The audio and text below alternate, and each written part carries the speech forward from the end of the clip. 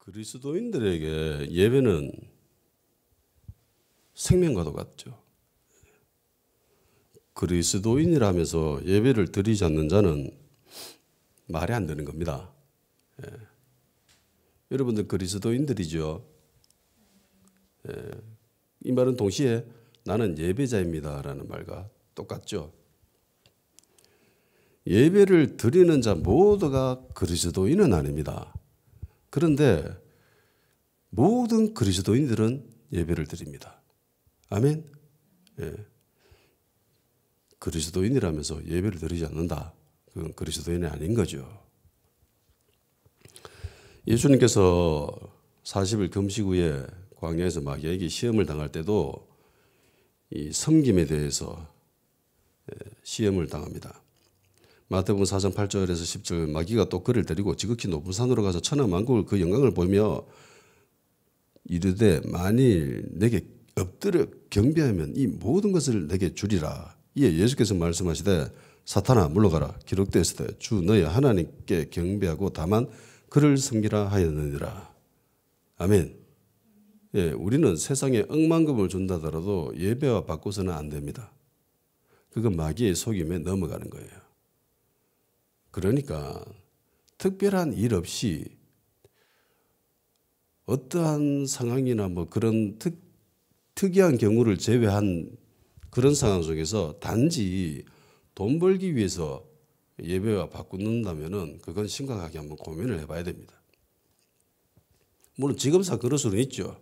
예, 그런데 자기가 얼마든지 선택할 수 있는 그런 상황 속에서 나는 예배를 선택 안 하고 나는 돈 벌러 갈 거야 라고 선택한다는 것은 그건 심각하게 고민을 해봐야 됩니다. 왜냐하면 마귀가 보여준 그 영광을 쫓아간 거거든요. 그거보다 훨씬 더 중요한 게 뭐라고요? 하나님을 예배하는 거. 아멘? 예.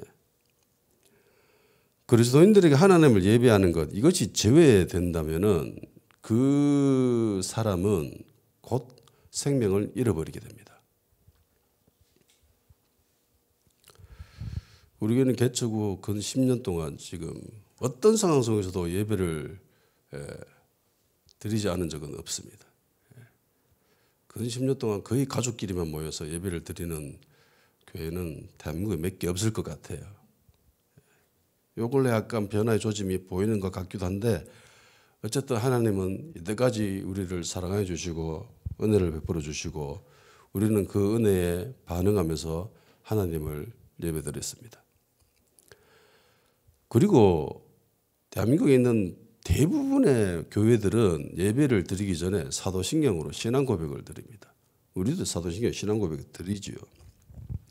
그리고 사도신경에는 두 인물이 등장합니다. 한 사람은 예수님입니다. 그리고 또 한 인물은 본디오 빌라도입니다. 예수님과 빌라도, 한 분은 세상에서 가장 고귀한 분이고 한 사람은 세상에서 가장 비참한 인물입니다. 내가 볼 때 역사상으로 가장 비참한 인물, 어떻게 보면 약간 억울할 수도 있는 그런 사람이 빌라도가 아닐까 생각을 합니다. 모든 그리스도인들로부터 빌라도는 저주를 듣습니다. 네가 예수님 죽였지? 이러면서 우리 예배 드리기 전에 늘 이야기하잖아요. 네가 예수님 죽였다! 이러면서 신앙 고백을 하잖아요. 네가 예수님을 채찍질하고 고난받게 하고 십자가에 못 박혀 죽였다 이러면서 1, 2년이 아니라 수십 년, 수백 년, 수천 년 지역을 막론하고 모든 그리스도인들로부터 저주를 받고 있는 한 사람, 이 사람이 빌라도입니다. 빌라도보다 역사상 못된 사람들 많잖아요. 그죠? 이 성경이 나오는 예수님이 살아계셨던 그 당시만 해도 빌라도보다 악한 인간들은 많았습니다. 솔직하게 대제사장이 더 나쁩니까? 빌라도가 더 나쁩니까? 내가 볼 때 대제사장이 훨씬 더 나쁘죠. 그런데 우리는 늘 빌라도를 향해서 저주합니다. 네가 예수님을 십자가에 못 박아 죽이게 하고 채찍질하고 힘들게 그렇게 했다면서 늘 그렇게 우리는 이야기를 합니다. 그런데 성경을 잔잔히 읽어보면은 빌라도가 이렇게 때려 죽일 놈인가라는 생각이 들 때가 있습니다. 제가 성경을 제일 처음에 읽었을 때 빌라도의 모습을 보면서 느낀 점은 얘는 좀 예수님 도와주려고 하네? 그런 느낌을 받았어요. 그런데 사도신경으로 신앙 고백을 하는데 계속 예수님이 빌라도한테 죽었대요. 내가 상식적으로 생각했을 때 이게 왜 빌라도한테 죽었지? 대제사장하고 그 종교 지도자들이 예수님을 죽인 건데? 그런 생각을 했어요. 그래서 사도신경이 뭔가 잘못된 게 아닌가? 라는 생각을 했었던 적도 있습니다. 물론 시간이 흐르고 신앙이 자라고 그러면서 빌라도 맞네 라는 생각을 확실하게 가지게 되었지만은 그러면 왜 제가 제일 처음에 빌라도를 보면서 얘는 예수님 도와주려고 한 건데 라고 했는데 왜 모든 그리스도인들로부터 빌라도 네가 예수님 죽였다. 십자가 못 박혀 죽었다. 그렇게 이야기를 하는가? 저주를 하는가? 빌라도는 왜 이렇게 억울한 인물이 되었을까? 보세요. 빌라도 자신은 예수님 살려주려고 하잖아요. 지금부터 볼 건데. 그런데 모든 그리스도인들은 빌라도를 향해서 네가 죽였다라고 얘기합니다. 아니야, 난 살려주려고 한 건데 아니야, 네가 죽였다. 그러니까 얼마나 억울하겠습니까? 얼마나 안타까운 인물이에요. 비참한 인물입니다. 이 사람이. 역사적 기록에 의하면 빌라도는 거칠고 악의가 있으며 잔인한 인물로 그렇게 묘사되고 있습니다. 그리고 유대 역사가인 요세푸스는 빌라도가 부임하고 나서 곧 유대인들을 적대하였다라고 이야기했습니다. 그러니까 빌라도는 성향상 안티 유대적인 성향을 가지고 있습니다. 그러니까 유대인들을 되게 미워하는 사람이었어요. 싫어하는 사람이었습니다. 남아있는 행적을 보면은 빌라도는 굉장히 평가가 좋지 않습니다.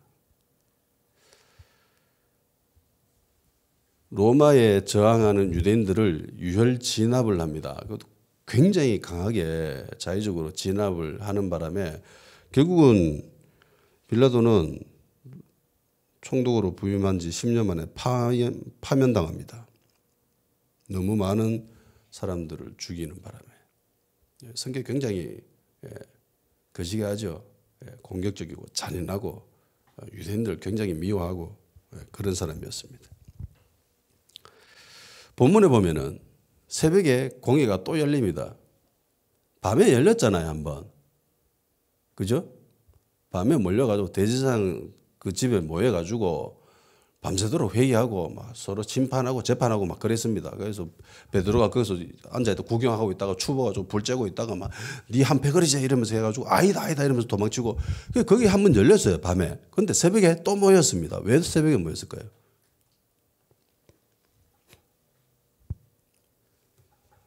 왜냐하면 밤에 모인 이 공회는 짝퉁이거든요. 가짜입니다. 정식 공회가 아닙니다. 사내들인 공회는 밤에 모여서는 안 돼요. 근데 얘들이 모였거든. 왜? 예수님 죽이려고. 이때밖에 없다 싶어가지고. 여기 놓치면, 이 시간 놓치면 우리 기회 없다라는 생각 때문에 그때 한 거예요. 제가 볼 때 왜 그렇게 했냐면은 여론을 형성하기 위해서입니다. 그때까지만 해도 예수님을 몰아 죽이자라고 생각한 사람들은 일부였습니다. 극히 일부의 사람이었어요. 그런데 이 일부의 사람들이 뜻이 모여지고 하나의 지점으로 포커스가 딱 꽂혀 있지 않았던 거예요. 예. 마치 햇볕에 돋보기 되고 있으면 한 점으로 모으면 불타잖아요. 어릴 때 막 애들 잔인한 애들은 그걸로 막 개미 태워 죽이고 그랬거든. 저는 안 죽였습니다. 저는 생명을 좀 귀하게 여기는 사람이었지. 내 친구들 보면 막 개미 막 불에 태워 죽이고 그랬거든. 종이 까맣게 칠해가지고 이러면 불타잖아요. 그것처럼 예수님을 죽이고자 하는 그 포커스가 한 곳으로 딱 모여야 되는데 아직까지 그만큼 힘을 못 모은 거예요. 그러니까 낮에 사람들이 막 활동하고 막 지정신 갖고 막 돌아다닐 때 이렇게 하면 시간이 늦은 거야.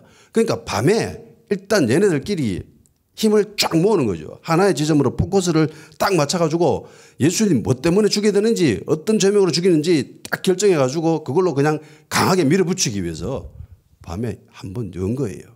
그리고 낮에 이거는 형식인 거죠. 우리 산헤드린 공회 합법적으로 열었다. 정식으로 열었다라는 것을 보여주기 위해서 낮에 또 새벽에 엽니다.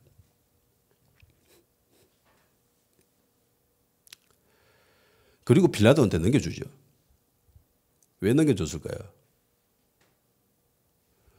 유대 지역을 통치하고 있는 사람은 유대인이 아니죠. 로마에서 파견된 총독입니다.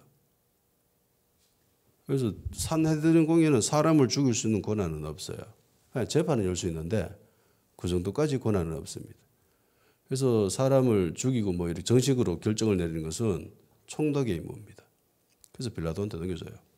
야는 이런 죄를 지었기 때문에 죽여야 된다라고. 어떻게 보면은 검사 역할을 하는 거죠. 검찰 역할을 하는 거예요. 검사들이 모여가지고 얘는 이런 죄를 지으면 얘는 징역 한 30년에 처하는 것이 맞다라고 정식으로 올리는 거죠. 그러면 총독이 판사 역할을 하는 거예요. 그러면서 아 그러네 이러면서 그리고 변호사는 피고 본인이 해야 됩니다. 그러니까 예수 본인이 자기 자신을 변호해야 되는 거예요. 그래서 빌라도한테 넘겨줬습니다. 그리고 빌라도는 예수님을 딱 보고 먼저 묻습니다. 바로 하는 말이 이거죠. 2절에 빌라도가 묻되 네가 유대인의 왕이냐? 빌라도가 물었습니다. 네 유대인의 왕이가? 그러니까 예수님이 대답하시죠. 네 말이 맞다. 네 말이 맞다. 그런데 이거 자세히 보면 약간 달라요. 오늘을 그대로 지켜가면 이런 말이 됩니다. 예수님 보고 빌라도가 너는 지금도 유대인의 왕이라고 생각하느냐? 보통 사람들이 이제 죄를 지어가지고 어떤 일을 지난날에 어떤 악한 일을 하다가 재판장에 딱 끌려왔을 때는 약간 뉘우치기도 하고 그런 모습을 보이잖아요. 그래서 그것들 자기가 지었던 옛날 죄에 대해서 회개하기도 하고 그렇게 용서를 구하기도 하고 그렇게 합니다. 해서 네가 예전에는 유대인의 왕이라고 그렇게 생각해가지고 그렇게 돌아다니고 행동하고 그렇게 했지만 네 아직까지 그렇게 생각하느냐 하니 지금 유대인의 왕이 아니라고 생각하면 아니라고 해라. 그럼 넌 풀려날 수 있어. 라는 의미예요 이게. 그래서 너는 지금도 유대인 왕이라고 생각하느냐라고 이야기하니까 예수님이 네 말이 맞다라고 이야기하시죠. 예수님은 이 말 위에는 안 하시죠. 이 말이 맞다. 빌라도가 왜 이런 질문을 했죠? 도와주려고.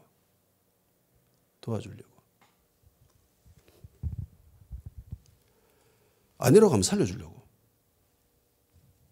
왜냐면은 얘네들이 이것 때문에 끌고 왔는데 아니라고 하면은 더 이상 거리가 없잖아요. 그러니까 완전히 풀려날 수 있는 거죠. 근데 예수님은 네 말이 맞다라고 이야기하십니다. 그리고 많은 사람들이 막 고소합니다. 그러니까 빌라도가 그 상황을 싹 지켜보면서 한마디 또 하지요. 네 왜 아무 말도 안 하는데? 수많은 사람들이 예수님을 향해서 고발하고 고소하는데 예수님은 거기에 대해서 아무런 말씀도 안 하십니다. 제가 얘기했지요. 검사와 변호사 역할에 대해서. 예수님은 변호를 안 합니다. 자기 자신을. 그래서 너무 이상한 거지요. 네 왜 아무 말도 안 하는데?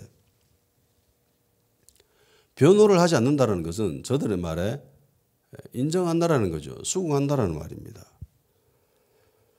빌라도는 총독입니다. 총독이 하는 많은 일들 가운데 중요 업무 중 하나는 재판하는 거죠. 재판하는 겁니다. 이거 한두 번 해본 게 아니죠. 많이 해봤습니다. 그리고 사람 보면 대충 감이 옵니다. 고소하는 사람들 보면 어떤지 알죠. 그러니까 빌라도는 이쪽 분야의 전문가입니다. 그래서 고발해 오고 고발인들 보고 그리고 피고 보고 피고도 아무런 말도 안 하고 자기 자신은 변호도 안 해. 이런 상황을 딱 보면서 빌라도는 바로 눈치를 챕니다. 이미 그 전에 이 예수에 대한 이야기도 이미 들었겠죠. 왜냐하면은 그 조용한 예루살렘 동네에 뭐 특별한 일이 있겠습니까? 그런데 예수라는 이 사람이 올 때마다 난리가 나거든. 그러니까 당연히 알 수밖에 없죠. 사람들이 모이고 총독이 굉장히 민감하게 반응하는 것이 밀란입니다. 사람들이 들고 일어나는 거. 그러니까 사람들이 많이 모이면은 무조건 총독은 거기에 사람을 파견해서 관찰시킵니다. 좀 무슨 일 때문에 모였는데. 옛날 우리 군사정부 독재 시절 때도 그랬죠. 사람들만 모이면은 경찰을 파견합니다. 안기부 직원들 파송시키죠. 저 사람들 왜 모인지 가 확인해봐라. 그게 두렵거든요. 그래서 예수님에 대한 얘기도 빌라도는 익히 들어서 알고 있습니다. 해서 보자마자 하는 말이 그거잖아요. 네 아직도 유대인의 왕이라고 생각하니? 그 전에 이미 들었었거든요. 딱 보니까 상황 보니까 답 나오죠. 아, 예수 죄 없네. 예수라는 이 사람은 죄가 없는 사람이네. 그래서 도와주려고 했습니다. 근데 자기 자신을 도무지 변호를 안 해요. 변호를 하면 그 변호하는 걸 듣고 거기에 수긍해주고 이렇게 해야 이게 재판이 일이 진행돼주고 내가 저 사람을 완벽하게 도와줄 수 있는데 도와주려고 하는데 아무런 자기 변호를 안 하는 거야. 그러니까 도와줄 수가 없는 거죠. 그래서 그 모습을 보면서 굉장히 놀라워한 겁니다. 그래서 5절에 보면은 놀랍게 여기더라라고 하죠. 빌라도가 놀랍게 여기더라. 근데 마침 유대 사회에는 명절날 되면 죄인 한 명을 풀어주는 그런 전례가 있었습니다. 풍습이 있었습니다. 그리고 마침 6월절이어서 유대인들이 와서 또 한 사람을 석방시켜 줄 것을 요구하죠. 그래서 빌라도는 생각했습니다. 아, 내가 도와줄 수 없었는데 이 사람이 자기 자신을 변호를 안 해가지고 내가 도와줄 수 없는데 도와줄 수 있는 거리가 생겼다. 그래서 빌라도가 먼저 이야기합니다. 9절에 빌라도가 대답하여 이르되 너희는 내가 유대인의 왕을 너희에게 놓아주기를 원하느냐니. 꼭 집어서 예수에 대해서 이야기하죠. 죄인이 많았을 거잖아요. 죄인이 한두 명이겠습니까? 그 많은 죄인 중에 빌라도는 한 사람 꼭 집어서 이야기하죠. 예수. 야, 예수 살려줄까? 한 명을 풀어주려면 내 생각에는 예수가 딱 적임자인 것 같아. 왜? 이 사람 죄가 없거든. 풀어줄 생각으로 예수님을 먼저 언급합니다. 빌라도는 예수님이 죄가 없다는 것도 알았고요. 왜 끌려온 건지도 알았습니다. 10절에 이렇게 이야기하죠. 이는 그가 대제사장들이 시기로 예수를 넘겨준 줄 암이더라. 시기가 뭐죠? 영어로 envy, 동일어는 질투지요. 질투 때문에 넘겨준 걸 알았기 때문에. 질투가 사람을 죽일 만한 죄입니까? 나 저 사람이 미워, 나 질투나 이러면서 사람을 죽이면 돼요? 안 되죠. 절대로 그렇게 해서는 안 됩니다. 그런데 이상하게 종교인이라고 하는 이 사람들이 유대 최고 종교 지도자들이라고 하는 이 사람들이 시기로 질투심으로 예수를 죽이려고 합니다.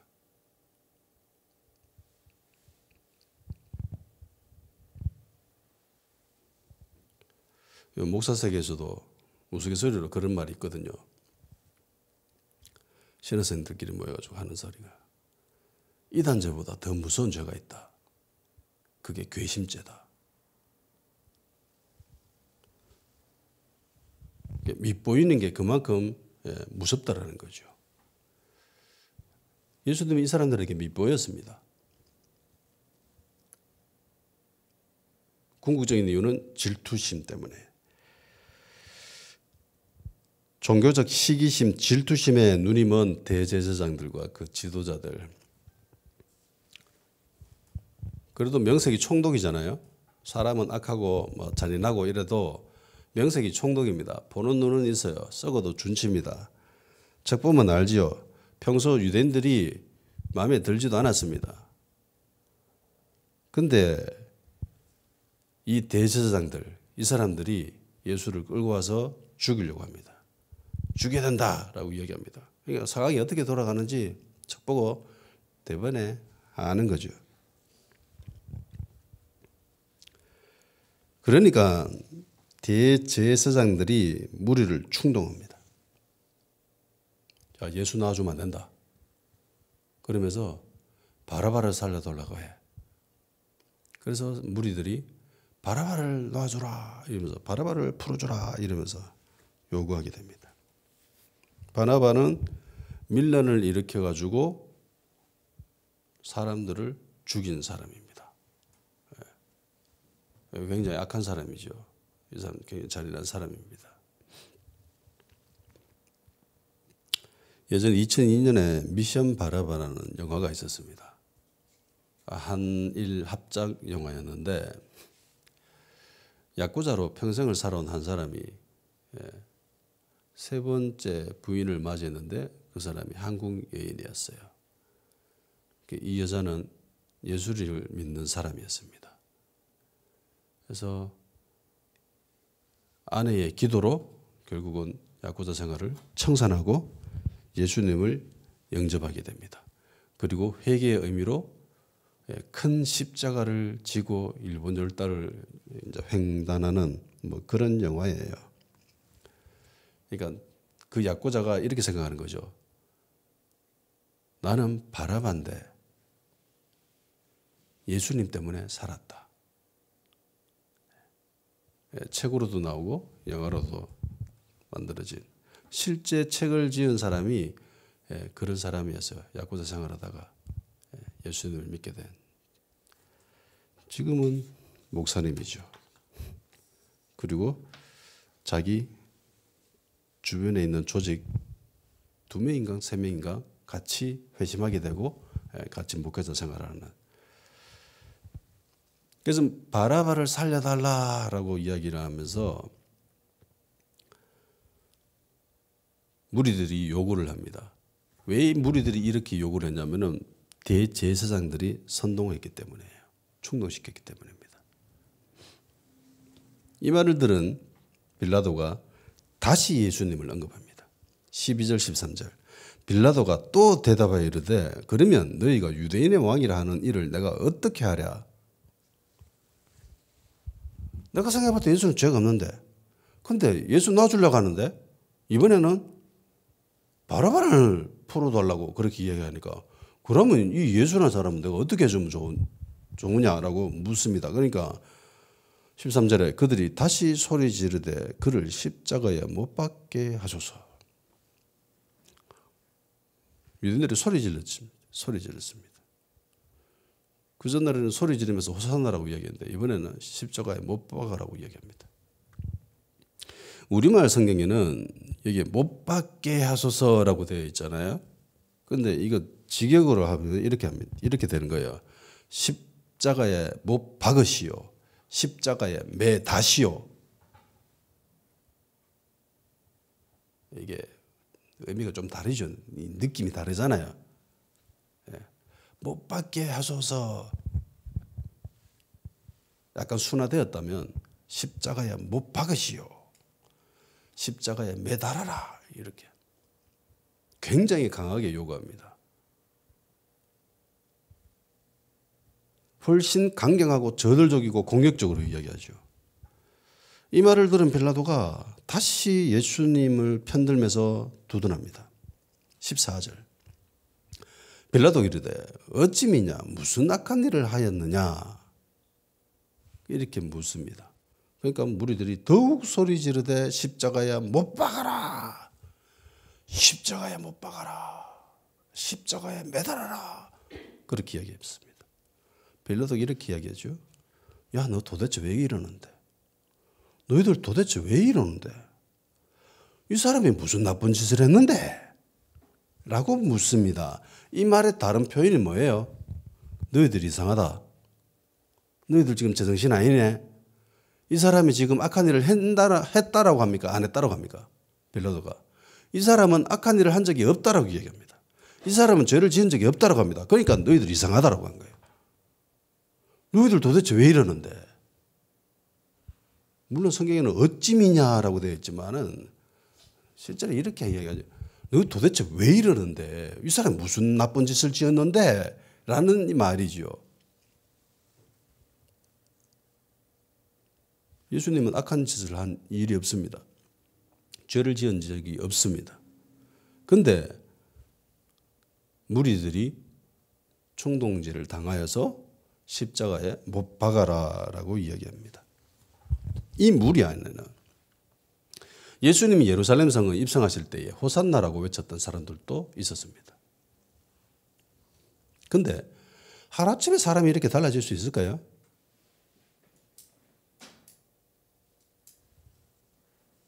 도대체 왜 이렇게 갑자기 변했을까요, 사람이?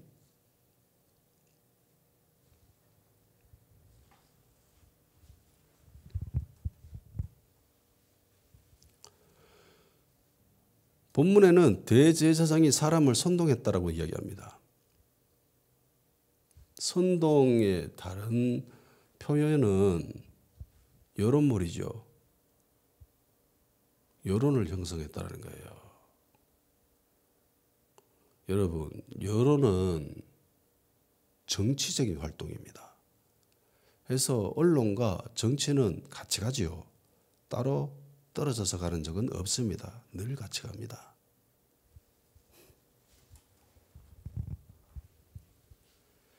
대제사장이 몇 명의 사람들을 돈을 주고 매수했을 겁니다. 그리고 사람을 동원했을 겁니다. 그리고 이 사람들은 굉장히 강하게 주도적으로 밀고 나가죠. 마치 이것이 생명이 걸린 것처럼 그렇게 아주 강하게 이야기합니다. 그러면 주변에 있는 대부분의 사람들은 여기에 휩쓸려 버립니다. 휩쓸려요. 군중 심리라는 걸 아세요? 제가 이 군중 심리라는 것을 고등학교 때 수업 시간에 처음 들어봤거든. 되게 재밌더라고. 해서 친구하고 실험을 했습니다. 어떤 실험을 했냐면은 횡단보도에 이렇게 서 있어요. 빨간불이죠. 이렇게 서 있었습니다. 친구들 한 4명이서 이렇게 서 있다가 빨간불인데 우리끼리 카운트를 셌습니다. 하나, 둘, 셋 이러면서 앞으로 나갔어요. 빨간불인데 한 발자국 하나, 둘, 셋 이러면서 나갔어요. 그러니까 옆에 있던 사람들 어떻게 했을까요?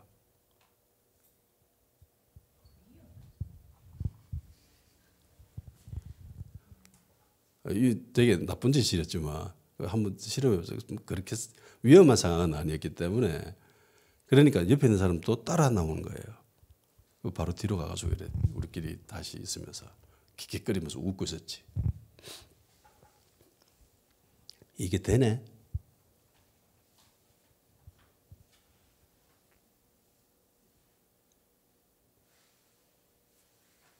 이게 돼요.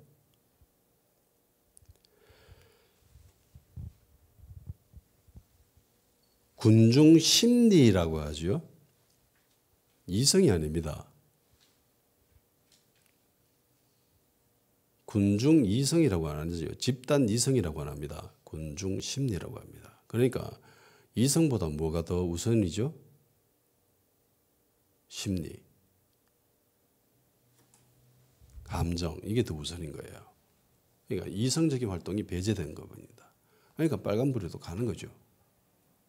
옆에 가니까. 남들 다 하는데 내 혼자 안 하면 소외되는 것 같고 무시당하는 것 같고 뒤떨어지는 것 같고 그러니까 가는 거예요.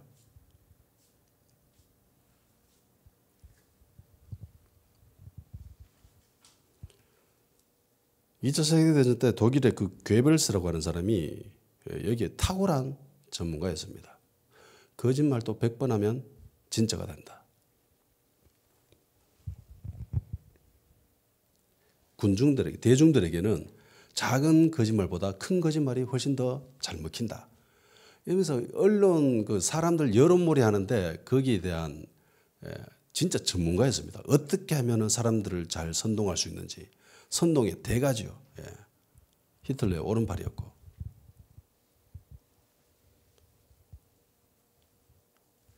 대제사장들이 사람들을 선동시키고 이게 사람들이 혹하면서 그 전만 해도 호산나라고 외쳤던 사람들이 이제는 180도 바뀌어져 가지고 십자가에 못 박아라라고 얘기합니다. 상식적으로 한번 생각해 보세요. 호산나라고 외쳤다는 것은 저 사람은 다윗의 후손, 메시아, 그리스도라는 걸 인정하는 거잖아요. 호산나 다윗의 이름으로 오시는 이요. 그건 메시아잖아. 근데 메시아를 향해서 이제는 십자가에 못 박아 죽여라고 얘기합니다. 이게 상식선으로는 이해가 안 되는데 근데 동일 사람이 같은 입으로 이렇게 되는 거죠. 왜 이렇게 됐냐? 머리를 거치지 않거든요. 이성적인 활동을 거쳐서 나오는 게 아니라 그냥 심리에 휩쓸려 가는 거거든. 그러니까 이렇게 되는 거예요. 대제사장에 사주받은 그리고 매수된 일부 사람들이 강하게 주장하고 그들의 목소리가 굉장히 크고 이게 주류라고 인식되게 되면은 나머지 사람들은 그냥 휩쓸려 갑니다. 그래서 이 일을 위해서 이 대제사장들과 그 무리들은 치밀하게 작전을 짠 거예요. 그 전날 밤부터 해가 저녁부터 해가 예수 잡아가 사람들 집합시켜가지고 여론을 형성시켜가지고 이 사람들이 한 마음 한 뜻이 돼가지고 이 사람들이 강하게 밀고 나가면은 나머지 있었던 주변에 있는 대충 그저 그런 사람들은 거기 다 휩쓸려 버린다는 겁니다. 독일이 프랑스를 딱 점령했을 때 그 프랑스에 있는 사람들이 독일이 지배하고 있는 것에 대해서 거부감을 느끼는 사람들이 있죠. 걔네 사람들은 프로테스탕스가 아니지. 레스탕스? 그 사람들이 되고 일부 사람들은 거기에 동화가 되고요. 나머지 대부분의 사람들은 그냥 중간자입니다. 중간자. 우리나라도 똑같아요. 일본 사람들이 들어와가지고 식민지 생활, 식민지배를 했을 때에 일부 사람들은 강하게 저항하죠. 근데 그 사람들이요. 극소수입니다. 우리는 3.1 운동하고 뭐 이렇게 해가지고 독립운동하는 사람들이 많은 줄 아는데 아니요. 극소수의 사람들입니다. 그리고 극소수의 사람들이 또 일본 편에 들어서 친일 활동을 합니다. 나머지 사람들, 대부분의 사람들은요. 이것도 아니고 저것도 아닌 사람들입니다. 그냥 있는 거예요. 광주 사태도 마찬가지였습니다. 광주 민주화 항쟁이 있을 때도 그 민주화 항쟁에 적극적으로 동참하는 사람들이 있었고요. 그리고 그 반대편에 일부의 사람들이 있었고 대다수의 사람들은요. 그냥 중간자 입장입니다. 이 사람들은요. 상황에 얼마든지 변화하는 사람들입니다.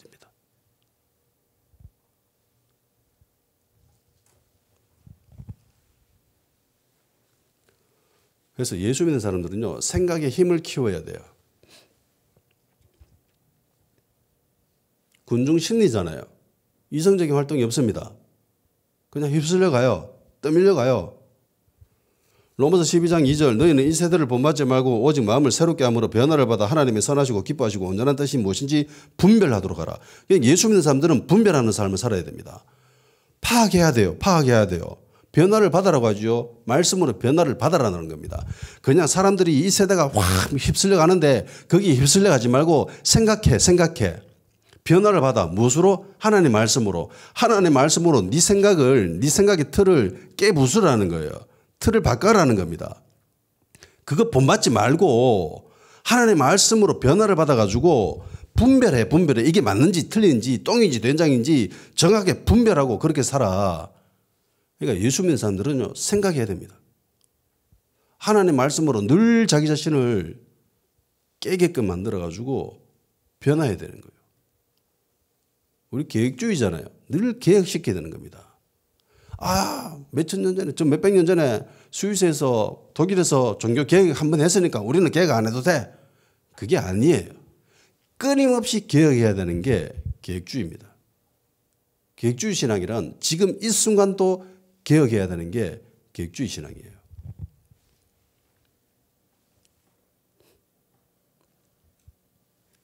하나님 말씀으로 그리고 진리로 자기 자신을 늘 깨어야 됩니다.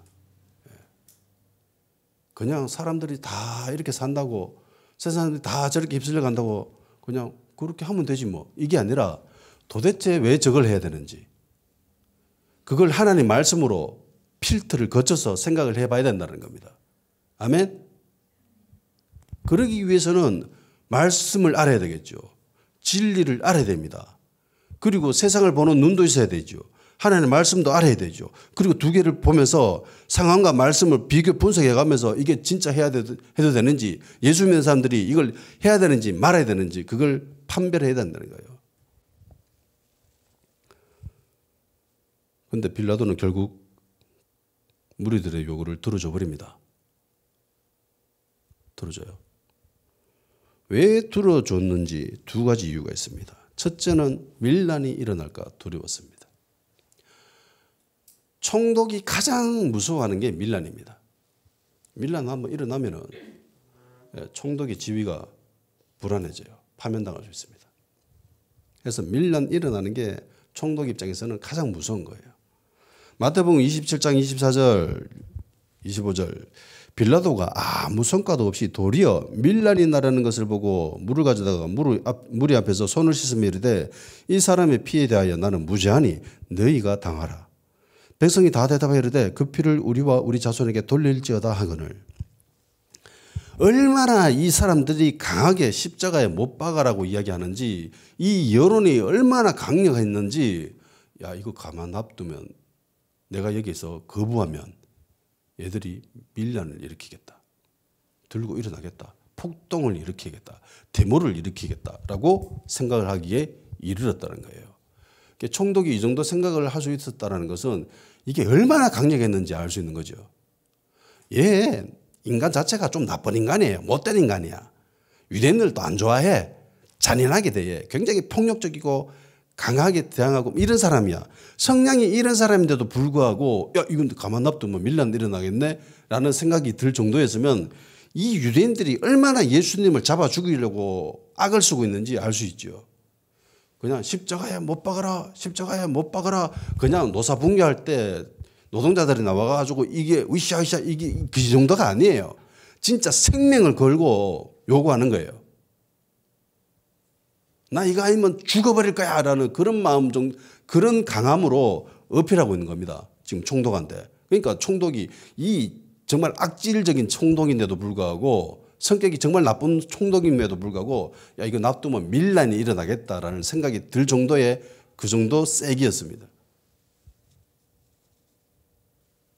그래서 쇼를 했죠. 물 또 나 해가지고 물 또 와가지고 거기다 손 씻죠. 손 씻으면서 나는 손 씻었다. 난 여기에 더 이상 관여 안 한다. 이 사람이 죽는 것은 나하고는 전혀 관련이 없다. 이러면서 손 씻죠. 이 사람의 피에 대하여는 나는 무죄하다. 너희가 당해라. 이러면서. 그러니까 이 사람 무리들이 또 거기에 화답을 합니다. 예.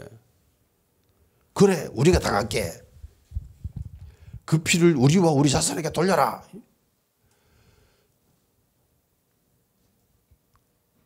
함부로 이야기해서는 안 돼요.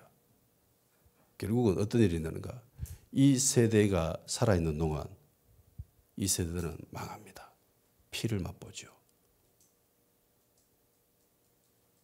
AD 70년 예루살렘 무너지죠. 성전이 무너집니다. 예루살렘이 황폐화됩니다. 그리고 거기에 살던 모든 유대인들은 디아스포라 당해서 또 돌아다니게 됩니다. 몇천 년 동안. 그리고 후손들, 이유 없이 유대인들을 미워하는 사람들이 정말 많죠. 예.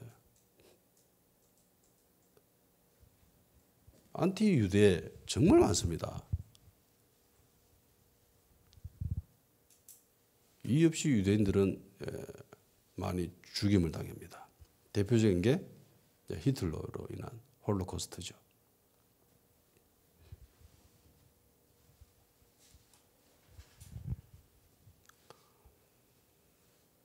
빌라도는 자기 손을 씻었습니다. 나 이 피에 대해서는 전혀 관련이 없어. 나는 죄가 없어. 난 책임 없다. 너희들이 책임져. 그렇게 얘기합니다. 두 번째 이유는 무리에게 만족을 주기 위해서죠. 오늘 본문에 나오는 15절. 빌라도가 무리에게 만족을 주고자 하여 바라바를 놓아주고 예수는 채찍질하고 십자가에 못 박히게 넘겨주니라. 무리에게 만족을 주기 위해서, 무리의 소원을 들어주기 위해서, 다수의 행복을 위해서, 다수가 기뻐하고 좋아하는 것을 해주기 위해서 예수님을 넘겨줬습니다. 다수가 가장 원하는 거, 그거 들어줬습니다. 이게 민주주의죠. 민주주의 사회에서 가장 큰 원칙 중에 하나는 다수결의 원칙입니다. A를 할까요? B를 할까요? 요 두 갈림길에서 민주주의는 다수결로 정하죠. 자, A로 할 사람 손 들어봐. 30명. B 할 사람 손 들어봐. 10명. 그래, A 하자. 이게 민주주의죠. 민주주의는 다수가 원하는 것이 베스트다라는 그런 인식이 있습니다. 그래서 투표를 해가지고 다수가 원하는 사람이 선출되고 그 사람이 통치를 하는, 그게 민주주의죠. 그 사람이 어떤 사람인가, 어떤 일을 할 수 있는가, 사람인가, 그거 따지는 것보다는 그냥 저 사람이 마음에 들면 찍는 거죠. 다수가 원하는 입맛에 맞춰줄 수 있는 사람, 그 사람이 선택이 되는 겁니다. 대부분 그래요. 그래서 선출된 이 사람도 무슨 일을 할까요? 다수가 원하는 일을 해줍니다. 원래 그래요. 원칙상 다수로 인해서 선출됐기 때문에 다수가 원하는 것들을 들어주는 것이 보통 정치 형태죠. 그런데 한번 생각해 보세요. 다수가 원한다고 그것이 진짜 진리입니까?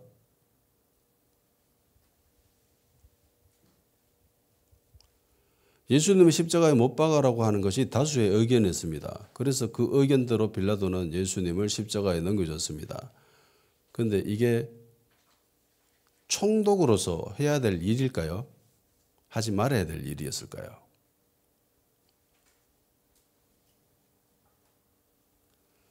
자, 진리와 다수가 충돌을 했습니다. 진리는 뭐죠? 예수님은 죄가 없다였습니다. 총독은 이걸 알았어요, 몰랐어요? 알았습니다. 알아서 예수님을 풀어주려고 계속 노력을 하죠. 자기 딴은 정말 열심히 노력했습니다. 한두 번도 아니라 끝까지 예수님을 놓아주려고, 풀어주려고, 도와주려고 했습니다. 그런데 다수가 뭘 원하고 있어요? 십자가. 총독이라면 무엇을 선택해야 됩니까? 공의로운 재판장이라면은 다수가 원하는 걸 들어줘야 돼요? 아니면 진리를 사수해야 됩니까? 진리를 사수해야 되죠.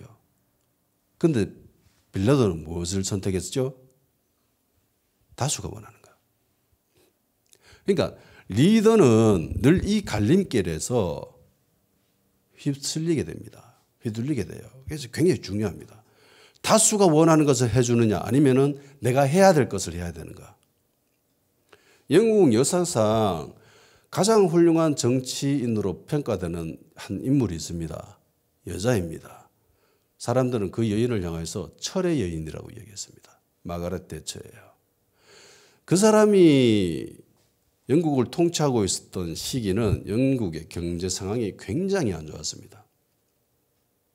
정말 안 좋았어요.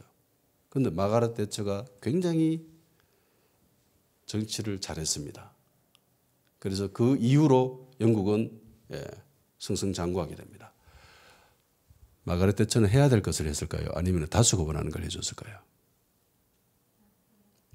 해야 할 것을 해줬습니다.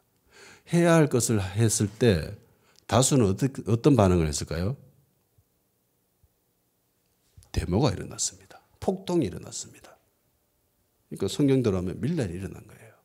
그런데 마가렛 대처는 밀어붙였습니다. 그래서 별명이 철의 여인이에요.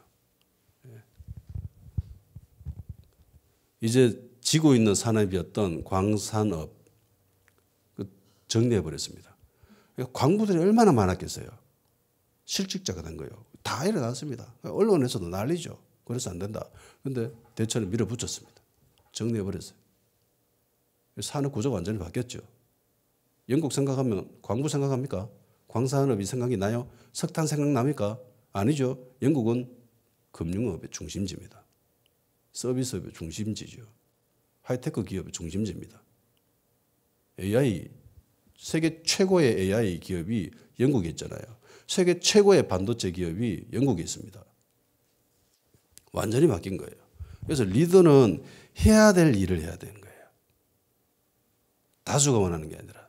그런데 빌라도는 다수가 원하는 걸 해줬습니다. 다수가 원하는 것은 십자가에 못 박는 거였습니다. 히틀러는 다수에 의해서 정식으로 독일 총독의 자리에 올랐습니다. 자기 힘으로 거기에 올라간 게 아니에요. 독일 국민들이 원해서 그 자리에 올라간 거예요. 그래서 리더는 다수가 원하는 것 신경 써야 되죠. 그렇지만 리더라면은 진정한 리더라면 해야 될 것을 해야 됩니다. 진리를 사수해야 됩니다. 이렇게 하지 않았다가 무너진 성경에 아주 유명한 인물이 있습니다. 이스라엘 초대왕 사울.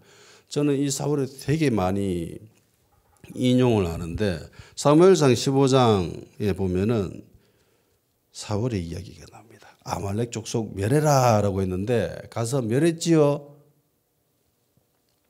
일부만 남기고 제일 좋은 거 남겨놨습니다. 가축들 중에. 그리고 다른 사람들은 다 죽였는데 왕은 살려놓고 있었습니다.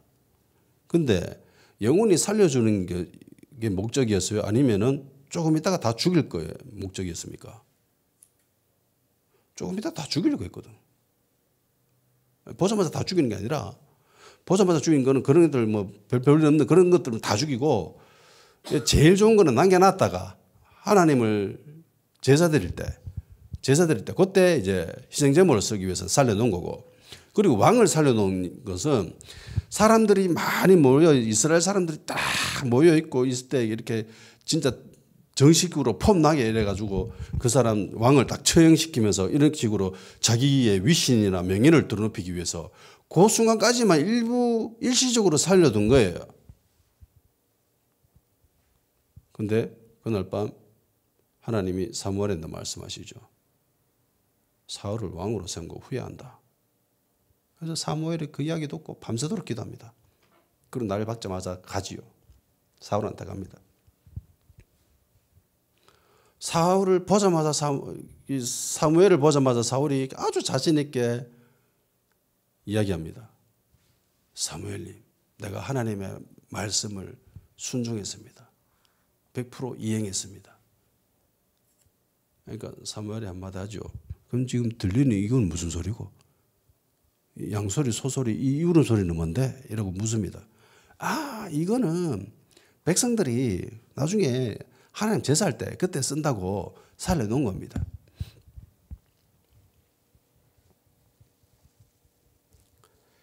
자, 18절부터 24절까지 읽어볼게요. 또 여호와께서 왕을 길로 보내시며 이르시기를 가서 주인 아말렉 사람을 진멸하되 다 없어지기까지 치라 하셨거늘 어찌하여 왕이 여호와의 목소리를 청종하지 아니하고 탈취하기에만 급하여 여호와께서 악하게 여기시는 일을 행하였나이까. 사울이 사무엘에게 이르되 나는 실로 여호와의 목소리를 청종하여 여호와께서 보내신 길로 가서 아말렉 왕 아각을 끌어왔고 아말렉 사람들을 진멸하였으나 다만 백성이 그 마땅히 멸할 것들 중에서 가장 좋은 곳으로 길갈에서 당신의 하나님 여호와께 제사하려고 양가소를 끌고 왔나이다 하는지라. 사무엘이 물으니까 사울이 이렇게 얘기합니다. 나는 여호와의 말씀대로 순종했다. 근데 백성이 왕님 사울 왕님 다 죽이는 건 좀 그렇고요. 어디다가 길갈에 가가지고 제사 지낼 거 아닙니까? 그때 쓸 거 좀 남겨놓습니다. 제일 좋은 걸로. 백성이 그렇게 이야기해가지고 내가 그렇게 이야기 들어준 거다. 사무엘이 이르되 여호와께서 번제와 다른 제사에 그 목소리를 청종하는 것을 좋아하신 같이 좋아하시겠나이까. 순종이 제사보다 낫고 듣는 것이 수당의 기름보다 나으니 이는 거여가는 것은 점치는 것과 같고 완고한 것은 사신 우상에게 절하는 것과 죄와 같음이라. 왕이 여호와의 말씀을 버렸으므로 여호와께서도 왕을 버려 왕이 되지 못하게 하셨나이다 하니 사울이 사무엘에게 이르되 내가 범죄하였나이다. 내가 여호와의 명령과 당신의 말씀을 어긴 것은 내가 백성을 두려워하여 그들의 말을 청종하였음이니이다. 자, 이런 원리가 되는 거예요. 사무엘이 사울을 향하여서 당신이 여호와의 말씀을 청종하지 않았다라고 하니까 막 추궁하니까 제일 처음에는 거부하죠. 아니다, 나 들었다라고 하니까 이야기합니다. 그래서 사무엘이 계속 당신이 순종하지 않았다라고 이야기하니까 나는 순종했는데 백성이 그렇게 이야기해가지고 내가 그래 들어준 것뿐이야. 근데 나는 순종했지 라고 이야기합니다. 그래서 사무엘이 계속 이야기하죠. 순종이 제사보다 낫고 이러면서 그렇게 얘기하니까 결국에 지금 사울이 무슨 말을 하냐면은 백성들의 말을 청종하여서 여호와의 말씀을 청종하지 않았다라고 합니다. 그러니까 이게 두 개가 부딪히는 거예요. 이해가 되십니까? 백성들의 말을 들으면은 그들의 요구를 들어주면 여호와의 말씀을 거부하게 되는 거예요. 여호와의 말씀을 듣고 하면은 백성들이 좋아할 수도 있고요. 백성들이 싫어할 수도 있고요. 아무런 반응이 없을 수도 있습니다. 그건 중요한 게 아니에요. 중요한 거는 여호와의 말씀을 들어야 그래야 살 수 있다라는 거예요. 그런데 사울이 뭘 했습니까? 백성들의 말을 했습니다. 그런데 잘 깊이 한 생각해 보세요. 사울은 하나님의 말씀도 들었고요. 백성들의 말도 들었습니다. 두 개 다 만족을 시켜주려 했습니다. 그렇죠? 해서 사울은 난 하나님 말씀에 순종했어라고 생각하고 있었던 거예요. 사무엘이 와서 그렇게 콕 집어서 이야기해 주기 전까지는 자기 자신은 철저하게 나는 하나님 말씀을 순종했어라고 생각하고 있었다는 거예요. 왜? 실제로 그렇게 들었어. 그렇게 행동했기 때문에. 근데 100% 그렇게 한 게 아니라 한 90몇 프로 정도 한 거예요. 한 95% 정도는 그렇게 하고 한 5%는 백성들이 원하니까 얘네들도 나랑 같이 수고하고 헌신하고 노력했으니까 뭐 얘네들 말도 좀 들어줘야지 라고 한 거예요. 근데 이 백성들의 말이 하나님의 말씀과 부딪힙니다. 부딪혔을 때에는 백성들의 말을 놔야 되는데 하나님의 말씀을 놔버린 거예요. 왜? 내가 하나님의 말씀을 이 정도 들어줬으면 됐잖아. 이 정도 실행했으면 됐잖아. 그런 것들이 있었기 때문에. 이게 비극이죠. 비극 아닙니까? 사울만큼 비극적인 사람도 없습니다. 하나님의 말씀도 거의 자기 생각에는 다 들어줬다고 생각했어요. 백성들도 좀 들어줬어. 결국은 하나님이 네가 내 말을 버렸기 때문에 나도 너를 버려버린다고 합니다. 하나님의 말씀 버린 꼴이 된 거예요. 하나님의 말씀 버리게 된 결정적인 이유는 백성들의 말을 들었기 때문에. 다수의 의견들을 들어주고 다수가 원하는 걸 해주고 그들의 만족, 그들의 기쁨을 챙겨주려다가 결국은 하나님의 말씀을 버리게 되는 겁니다. 빌라도 보세요. 빌라도는 진리가 뭔지 알았습니다. 총독으로서 무엇을 해야 되는지 알았습니다. 그래서 예수님을 도와주려고 계속 노력을 하죠. 그러니까 진짜 얘가 나쁜 놈이었으면 그냥 처음부터 그래 너 마음대로 해 이렇게 해도 되는데 그렇게 안 하잖아요. 기회가 있으면 어떻게 해서든 좀 살려주려고 했습니다. 한두 번도 안 되라. 틈만 나면 살려주려고 했어요. 다른 성경에도 나오는데 자기 아내가 좀 용한 사람이었거든. 그래서 꿈에 저 사람 용한 사람이니까 귀한 사람이니까 함부로 하면 안 된다 이러면서 자기 신랑한테 그렇게 이야기했는데 그것도 무시해버리죠. 결국은 예수님이 십자가에 못 박았습니다. 모든 것을 알았습니다. 그럼에도 불구하고 그들이 원하는 대로 넘겨져 버렸어요.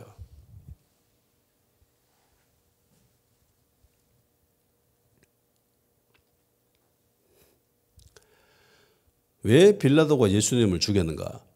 이건 빌라도가 자기 스스로 이야기한 것에 대해서도 드러납니다.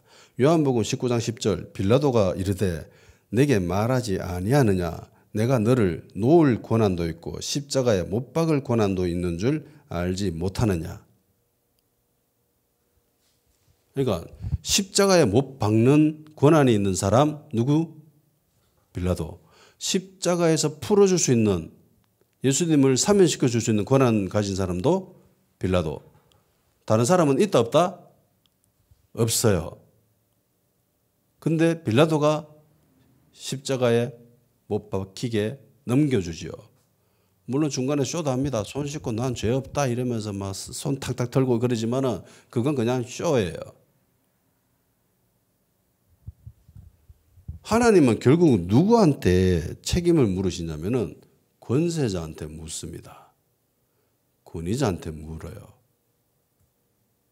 이 권한을 가지고 있는 사람은 빌라도밖에 없습니다. 그런데 빌라도가 넘겨져 버렸습니다. 지가 해야 될 일을 안 한 거야. 사랑하는 여러분, 우리는 여기서 또 하나 발견할 수 있는 게 이런 거예요.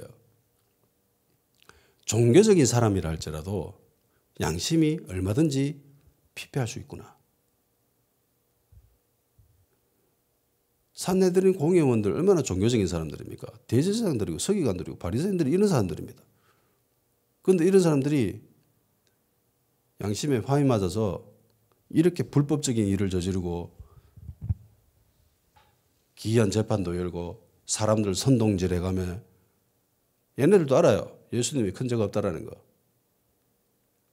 그런데 질투심에 눈이 멀어서 이렇게 한 겁니다. 여자의 질투심이 무섭다고 하는데 남자의 질투심 만만치 않습니다. 특히 나이 많은 남자들 무서워요. 이들이 하는 질투. 기도합시다. 오직 하나님만 두려워하며 진리를 따를 수 있는 그런 담대한 믿음을 우리에게 주십시오. 사람들 말에 세상에 휘둘리지 않게 하시고 휩쓸리지 않게 하시고 주님의 말씀으로 변화받아 주님 말씀만 청종하는 주님 말씀을 잘 듣는 그런 성도, 그런 교회 되게 하여 주시옵소서. 다 같이